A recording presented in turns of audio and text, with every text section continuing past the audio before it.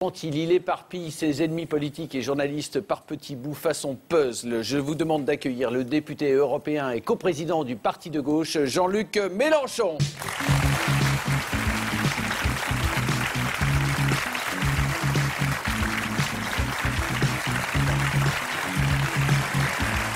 Allez, un peu d'énergie là.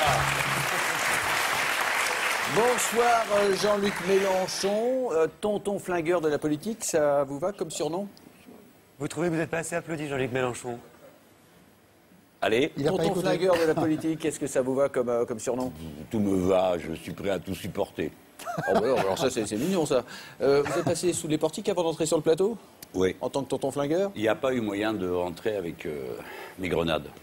C'est assez surveillé, oui. Alors vous êtes sur ce plateau pour nous parler d'une marche pour la révolution fiscale et contre l'augmentation de la TVA que vous organisez à Paris dimanche. On en parle dans un instant, mais d'abord on va commencer par un... Jean-Luc Mélenchon, vous restez avec nous. Dans un instant, on parle de votre marche dimanche pour une révolte fiscale.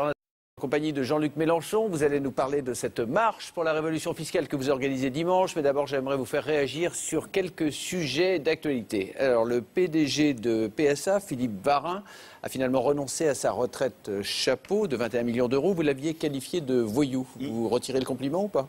Ah ben non, c'est tout ce que ça mérite. D'abord, j'attire votre attention sur le fait qu'il n'a rien retiré du tout. C'est-à-dire qu'il a fait une phrase compliquée pour dire « Pour l'instant, je m'en remets à l'homme qui a vu l'ours, qui rencontrera le lapin et me dira ce que je dois faire. » En gros, ça veut dire « Dès que vous regarderez ailleurs, hop, je les prends. » Bon, ce gars, c'est une démonstration de mon raisonnement. On lui donne 21 millions, d'accord? 1750 fois ce qu'un ouvrier de PSA, au bout de 20 ans de travail, et lui, c'est forcément du travail nickel, hein, parce que l'ouvrier de PSA qui ne fait pas bien son boulot, la porte. Lui, ça fait 5 ans qu'il rate tout. D'accord? Et bien on lui donne quand même 21 millions. Lui et 5 autres. Alors les 5 autres, 50. Lui 20, 50 plus 20, 70. 70. Que la vie est belle. Justement, François Hollande leur a donné 70 millions de crédit d'impôt compétitivité. Pour alléger le coût du travail. Voilà. Et le résultat, c'est quoi? Ces gens se goinfrent. Et tous les autres, pareil. Est-ce qu'on peut faire un peu de philosophie? Allons-y. Attendez, je finis juste à Paty ma démonstration. Pourquoi pas? Donc écoutez-moi, c'est moi qui parle, c'est pas à Paty. Alors... Et là, donc, on a dit, les 70 millions, c'est M. Hollande qui les donne. Mais j'ai pas fini mon histoire. Pour payer les 20 milliards que M. Hollande donne à M. Varin et aux autres, il est obligé d'enlever 10 milliards de la dépense publique. Et attention, vous êtes visé, la TVA, 7 milliards. Donc, vous allez payer la TVA à partir du 1er janvier sur toutes sortes de produits plus chers pour que M. Varin puisse partir avec 21 millions. Vous êtes contents, les gens? On va en parler de la TVA. Là, ils ne sont pas contents. On fait un pôle de philosophie? Allez-y. Les grands dirigeants des grandes entreprises, c'est une chance d'avoir des grandes entreprises dans un pays. Ah ben une chance. Oui. Les grands dirigeants des grandes entreprises négocient quand ils entrent dans ces entreprises les conditions dans lesquelles ils sortiront. Parce qu'ils savent qu'au fond, c'est assez précaire un conseil d'administration. Les pauvres. Non, pas du tout, je ne les plains pas, c'est juste, juste la vie des hommes qui est comme ça. D'accord. Et donc ça fait partie partie des mœurs. Mais je vais vous expliquer. Est-ce qu'on peut changer ces mœurs-là? Vous croyez vraiment? Mais bien sûr, monsieur Apathy. D'abord, c'est ça la révolution. Il y a un conseil de surveillance, machin chose, ratapoil. Et vous avez monsieur Schmil, monsieur Schmoll et monsieur Schbull. Et à la maison d'à côté... Monsieur Schbull n'est plus là. Voilà. Et à l'entreprise d'à côté, c'est les mêmes dans un autre ordre. Donc M. Varin, il doit être ailleurs où il fixe la... Tout ça, c'est... Mais si on ne sacrifie pas à tout ça, Monsieur Apathy, ils iront dans des entreprises étrangères, ils ne viendront pas chez nous, les bons. Il y a des bons dirigeants en France. Ils sont tous mauvais? Mais non, j'ai pas dit ça. Je dis si... Et eux, ils arrivent à trouver des ouvriers qui coûtent moins cher. Nous, on peut arriver à trouver des patrons qui coûtent moins cher, non? Peut-être. Bon, mais non, mais moi, j'en suis sûr. Dans cette boîte, si le numéro 2 veut pas être moins cher, on ira chercher le numéro 3. Et si c'est pas le numéro 3, c'est le numéro 4. Est-ce que vous vous rappelez, monsieur Apathy, vous êtes tellement vieux que vous devez vous en rappeler, le patron de chez Peugeot, comment il s'appelait? J'ai oublié son nom. Et une année, on annonce qu'il allait gagner 75 000 francs. À l'époque, c'était...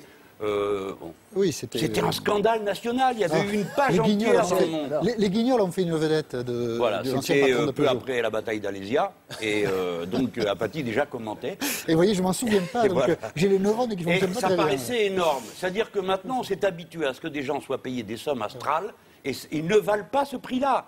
Je connais des tas de gens qui travaillent très bien, qui ont plein d'imagination, d'invention, et pour qui le travail bien fait et une paye honnête, ça leur suffit. À quoi ça sert de gagner 20 millions? Ça vaut combien un grand patron? Ça vaut combien un grand patron? Je ne sais rien, moi je ne produis pas de voiture, je trouve déjà que... J'en sais rien, mais ça devrait avoir une... Moi, voilà ce que je vous dis. Dans une entreprise, on va faire plaisir à M. Apathy. Certains ont le droit d'avoir beaucoup d'argent, mais pas plus d'écart. J'ai dit dans la campagne présidentielle, pas plus de 1 à 20. D'accord? Mais finalement, je trouve que c'est trop large. Parce qu'en Suisse, ils ont fait un référendum... Vous avez réduit? Oui. Hein? Je trouve que le référendum suisse est pas bête. Bon, ils l'ont perdu, mais ça va s'arranger. C'est de 1 à 12. Et ils disent, personne ne doit pouvoir gagner en un mois plus qu'un autre en un an. C'est raisonnable, non? Comme vous dites, ils l'ont perdu. Chaque fois que Varin ou un autre, ou son semblable, ou son clone s'augmente, il est obligé d'augmenter le dernier qui est arrivé dans l'entreprise. Je pense que l'idée que certains accumulent tout et les autres n'ont rien n'est pas une idée tenable dans une vie en société. Et je n'y crois pas. Moi, je crois qu'il y a une limite à l'accumulation. Par exemple, comme vous le savez, j'ai proposé qu'à partir de 300 000 euros par an, tchouf, on prend tout. Et alors, tout le monde m'a dit, oui, c'est Georges Marchais qui a trouvé ça. Pas du tout. Ce sont les Bretons qui, en 1789, ont proposé ça la nuit du 4 août, et on l'a voté, mais on ne l'a jamais appliqué. Ils sont bien, ces Bretons. Ça n'a jamais été appliqué. Ils ont des bonnes idées, ces Bretons. Oui. C'est eux qui ont créé le club des Jacobins. Attendez, Jean-Luc Mélenchon, si bonne vous êtes là ce soir, c'est parce que vous organisez donc dimanche une grande marche pour la révolution fiscale contre l'augmentation de la TVA. Vous avez prévu des bonnes chaussures? Oui, j'ai des bonnes chaussures bien souples. Oui, ça va aller. Je pense qu'on va être nombreux. Regardez bien l'heure, les gens, parce que après, moi, sinon, je reste comme un couillon à vous attendre. 13h30. Parce que vous partez à quelle heure? Et à ce propos, j'ai une de vos camarades qui... Ah oui, non, mais il faut que ça... Il faut partir à l'heure, parce qu'il y a ceux qui viennent de province, ça leur prend beaucoup de temps, l'aller-retour. C'est formidable ce qu'ils sont en train de faire pour se mobiliser. À ce propos, Jean-Luc Mélenchon, j'ai une de vos camarades qui a une question à vous poser. Écoutez-la. Après, je pourrais expliquer. Il a le trac pour dimanche, la manifestation de dimanche. Est-ce que vous avez le trac pour la manifestation de dimanche? Oui, toujours. J'essaye de ne pas y penser. Vous avez peur qu'il n'y ait pas assez de monde?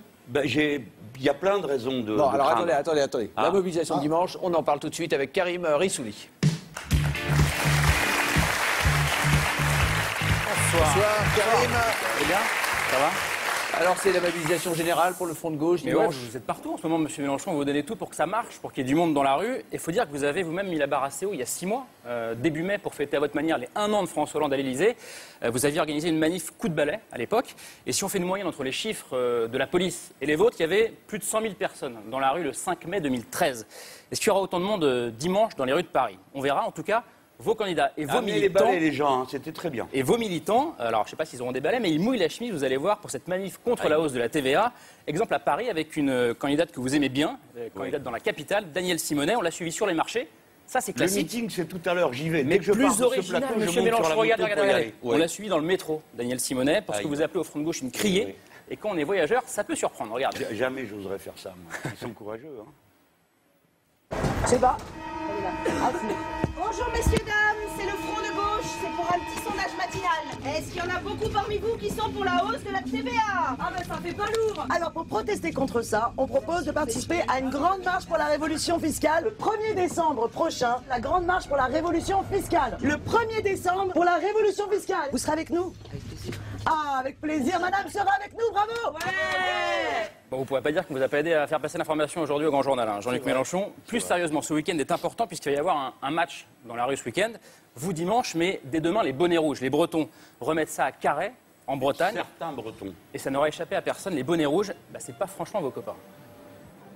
Cette bêtise régionaliste ne mène nulle part. J'essaye de trouver une solution par le haut, collective, au lieu de faire le bonnet rouge à la noix. Si nous voulons que la Bretagne montre l'exemple à tout le pays, elle ne doit avoir qu'un mot d'ordre, le partage de la richesse, et pas ce méli-mélo informe où les esclaves viennent défendre les droits de leur maître. Les esclaves, c'était assez virulent, mais en tout cas, il y a une chose qu'on ne pourra pas leur enlever au bonnet rouge, M. Mélenchon, c'est que depuis plusieurs semaines, ils arrivent à mobiliser dans la rue. La révolte fiscale, c'est eux qui l'incarnent pour l'instant, et pas vous. Alors pour reprendre la main et gagner le match, M. Mélenchon, il faut qu'il y ait combien de manifestants dans la rue dimanche devant Bercy? Je ne sais pas, si je vous dis un chiffre, ça va me porter la poisse. Mais là, vous avez raison, oui, je ne vais pas cacher le fait, oui, il y a une certaine compétition. Pourquoi? Parce que il y a deux principes qui s'opposent. Moi, je défends l'idée qu'on s'en sortira tous ensemble. Pas une région contre Paris. Et je ne suis pas d'accord pour dire la semaine, le patron me licencie et le samedi, je vais manifester avec lui pour empêcher une écotaxe qui ne s'applique même pas. Donc, on raconte ça à des petits-enfants, pas à moi. Je fais de l'action politique et civique depuis trop longtemps. Donc ce machin interclassiste ne mène nulle part. Mais vous-même, vous demandez à des gens de venir dimanche 1er décembre pour peser de telle sorte que le gouvernement n'augmente pas au 1er janvier la TVA. Il l'augmentera. Il n'y aura jamais, il y aura jamais une foule qui bloquera Paris pendant des heures pour faire peur au gouvernement. Ça ne sert pas à grand-chose, votre marche. Au fond. Rien ne sert à rien à ce compte-là. Il faut la dignité de la liberté, c'est de l'assumer.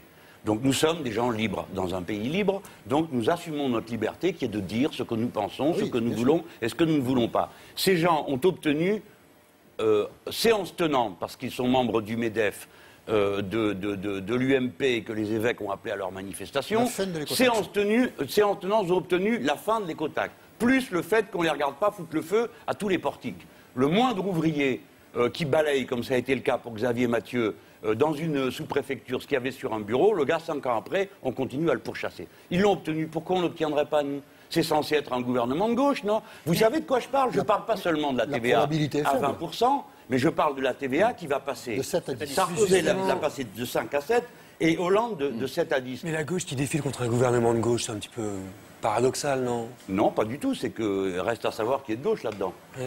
Bah écoutez, moi je continue à défendre mes idées. Je n'ai pas changé d'avis. C'est pas gauche, François Hollande. Et je crois Hollande, il pratique une politique de droite. Tout le monde s'en rend compte quand même. Personne dans ce pays n'a amené si loin l'âge de la retraite. Il a fait plus que Sarkozy. Donc il ne tient pas la parole qu'il avait donnée.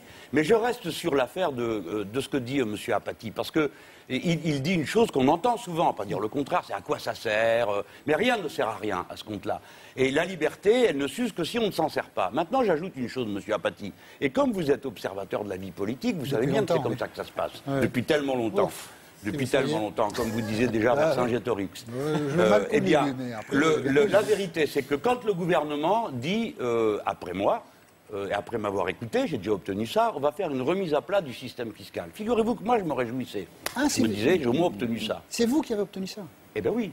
Et là, vous n'y croyez plus? Je ne savais pas. Et les bonnets rouges? Ben comment ils n'ont rien demandé? Ils ont demandé juste qu'on leur enlève l'écotaxe. C'est moi qui demande qu'on change toute la règle. Et j'explique pourquoi, moi. J'explique que tout le poids de l'impôt repose sur les classes moyennes et populaires. C'est pas juste. Vous n'y croyez pas non plus, donc? Attendez. Donc je pense que j'ai une chance raisonnable avec mes camarades, parce que c'est pas moi qui appelle à la manifestation. C'est le Front de gauche, des structures syndicales. Il ne faut pas oublier ça. Il y a beaucoup de structures syndicales qui appellent. Bon, bref. Donc, moi, j'appelle à ce que... J'étais content. Et je commence à discuter avec des gens autour de moi. Ils me disent, oui, t'as vu, il veut tout changer pour nous en prendre encore plus. Les gens ont peur. Ils ont compris. Hein, eh bien oui. Mais moi, ce que je dis, c'est l'impôt, monsieur Apathy. Il a des résultats quand même, ce gouvernement. 20 000 chômeurs de moins, au mois d'octobre. C'est bien? Vous dites ça pour qu'on rigole, quoi. Non, le mariage vous n'y croyez pas? Alors, attendez, le mariage gay, c'est autre chose. Heureusement qu'il y a au moins un truc, quoi. J'ai pas l'impression d'être complètement... de m'être fait avoir. Les chômeurs, moins 20 000. Alors... Bon, vous voulez qu'on parle du chômage? Bon. Alors, déjà, tous les deux, on va se dire au moins une chose. La dernière fois, on s'est fait avoir. La dernière fois, on nous a dit le chômage baisse, le chômage baisse. Et moi, il m'interroge dans un quart, il me dit le chômage baisse. Ah bon, quand ça? On me dit en août. Je dis, mais c'est pas possible. Comment, dans un pays en récession et en plein mois d'août où l'activité ralentit, le chômage va baisser? C'est pas possible. Et donc, j'ai dit, baisse pas. On arrive à octobre. Ouais. Le chômage baisse. Qu'est-ce que c'est, ça, monsieur Apathy? Dites-le aux gens, c'est la catégorie A. A. Qu'est-ce que la catégorie A? Des gens qui n'ont pas du tout de travail. Pas du tout de travail. Bien. Donc, la catégorie A a baissé. Et la catégorie B et la catégorie C quoi, la catégorie a monté. La catégorie B, c'est ceux qui ont travaillé entre 0 et 72 heures. Autrement dit, quelqu'un qui n'a pas travaillé du tout au mois d'août, mais qui, au mois de septembre, est allé travailler quelques heures, pouf, il passe dans la catégorie B. Donc, de quoi parlons-nous en ce moment, monsieur Apathy? De l'effet vendange. C'est-à-dire la cueillette du mois de septembre et d'octobre apparaît dans ce graphique. Ce n'est pas vrai, le chômage n'a pas baissé, il ne peut pas baisser pour la raison suivante. C'est statistique, c'est pas moi, Mélenchon, qui vous le dit parce que je n'aime pas Sapin et Hollande. C'est parce que le chômage en France, on arrête de détruire des emplois seulement quand on est à 0,8% de croissance et on en crée à 1,8%. Donc c'est impossible. Jean-Luc Mélenchon, pour relancer l'emploi, certains réclament l'ouverture des magasins le dimanche. Regardez ce que Moscovici en disait hier soir sur France 2.